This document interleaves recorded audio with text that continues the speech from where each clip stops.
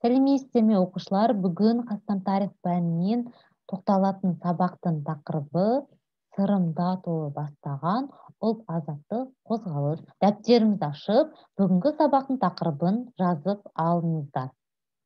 Зерттеу сұрағы сырымда толы кіші жүз қазақтарының қандай құқықтарын қорғауды көздеді. Сабақтың мақсаты сырымда толы бастаған көтерілістің себеп-салдарын анықтау, сырымда толының көтеріліс басшысы ретіндегі рөлін бағалау. Өткен сабақтан сіздер не білесіздер? Ресей империясының отарлық саясатының себеп-салдарын анықтадыңыздар. Қазақстандағы қазақ әскери отаршылдығын сипаттадыңыздар. Ең алдымен оқушылар білімін сайтын пайдаланып, сырымда толы бастаған ұлт азаттық қозғалысқа байланысты бейнематериал көретін боласыздар. Сырым датұлы кім? Көтерілістің себептері қандай? Зерттеушілер сырым датұлы жөнінде не жазды? Көтерілістің тарихи маңызы қандай? Осы сұрақтарға жауап берейік. Сырым датұлы кім? Сырым датұлы қазақ тарихында ерекше орын алатын тұлға. Ол тек қазақ даласына ғана емес, сол кездегі қазақ даласымен көршілес өзбек, қырғыз, түркімен елдерімен түркі тілдес халықтарға аты шыққан тарихи тұлға. Қазақтарды енді ғана бодандыққа ала бастаған ресейліктер қазақтың сырым батыры жайлы хабарға ерекше мән беріп отырған. Сырым датұлы қорғаған кіші жүз қазақтарының құқықтары.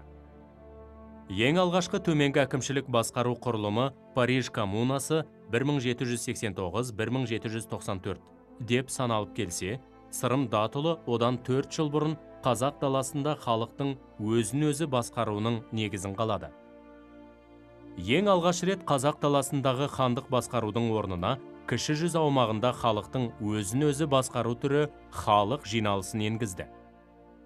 Халық жиналысына көшуге патшалық Ресейді көндіріп, отар болған қазақ даласында алғаш рет Ресей заңына емес, қазақтардың ата-бабасынан қалған ережелеріне бағынатын әкімшілік аймақ құрды.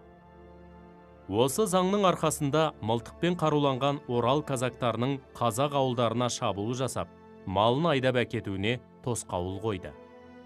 Қазақтар Жайық өзенінің жағалауына қоныстануға мүмкіндік алды. Көтерілістің себептері қандай? Біріншіден, шекара шебінің ішкі жағына уақытша өткен қазақтарға қойылатын талаптар қатая түсті. Екіншіден, Орал казак әскерлері тарапынан қазақ даласындағы әскери іздестірулер тоқтатылмады. Үшіншіден, Нұралы ханның және оның төңірегіндегілердің беделі жыл сайын төмендей берді. Ол бірте-бірте патша өкіметінің қолындағы қол шоқпарға айналды. Зерттеушілер сырым датұлы жөнінде не жазды? Михаил Вяткиннің сырым туралы зерттеуінде туған елі сырымның жанқиярлық ерлігін, кемеңгерлігін, шешендігін ерекше қастерлеген. Оның ел ішіндегі дау-дамайға жасаған әділ төрелігі турасында халық жадында көптеген аңыздар сақталған. Яков Гавердовский сырым датұлы өзінің байлығымен де, халық алдындағы беделімен де ханнан жоғары тұрды деп батырды ерекше сипаттаған. Көтерілістің тарихи маңызы қандай? 14 жылға созылған бұл азаттық күрес отан тарихында аса маңызды оқиғалардың бірі болды. Күрес Ресей патшалығының араласуымен кіші жүздегі хан билігінің әлсіздігін анық көрсетті. Ел басқару ісіне бірқатар әкімшілік өзгерістер әкелді. Ұлт азаттық көтерілістің ерекшелігіне тоқталатын болсақ, қазақ жеріндегі ең ұзаққа 14 жылға созылған отарлық езгіге қарсы көтеріліс болды. Патша өкіметін қазақтармен санасуға мәжбүр етті. Патша өкіметі қазақ руларына Жайықтың оң жағасына өтуге, мал жаюға рұқсат етті. Оқушылар, біз бейнематериалды көріп аяқтадық. Ал енді қысқаша конспектті оқыңыздар.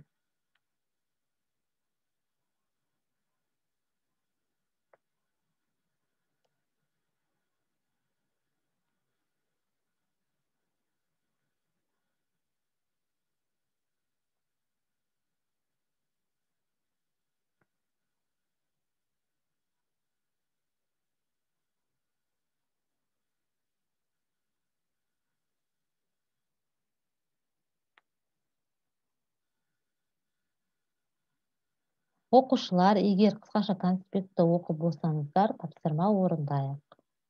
Биринчи тапсырма. Эң алгаш рет деп башталатын сүйлемдер ишинин сырым датылы жайлуу дурус нускаларды белгилеңиз. Окуучулар осы жерде дурус жавап 2, осы 2 дурус жавапты тандап, жавабы деген жерге коюу керексиздер.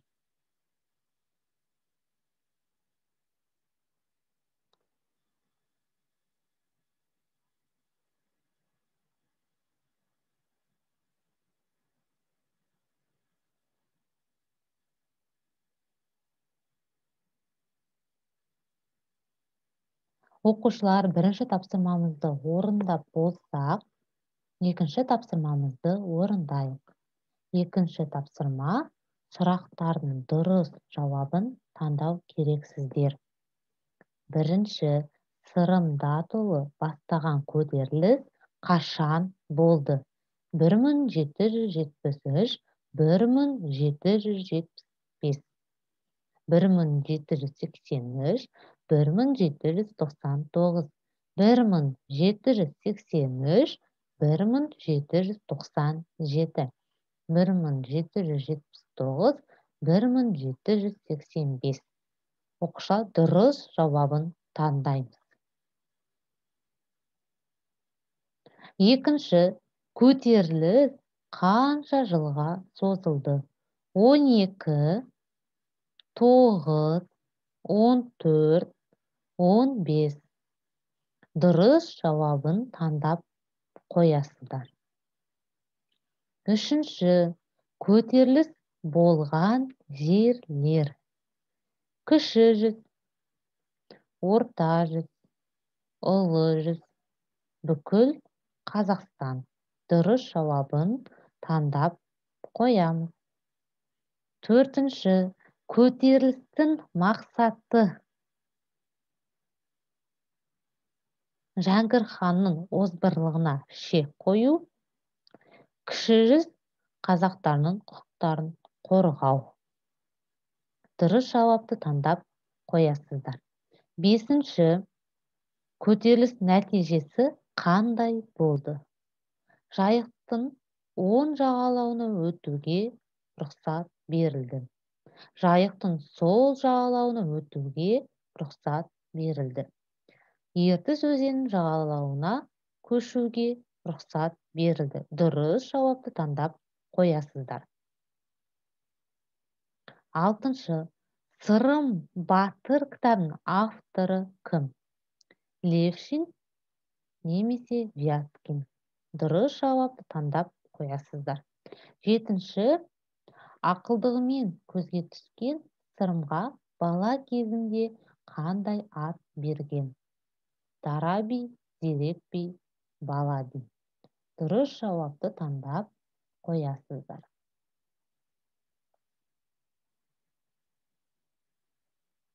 Эгер окуучулар тапсырманы орундап болсоңуздар, бүгүнкү биздин сабак аякталды. Сау болуңуздар.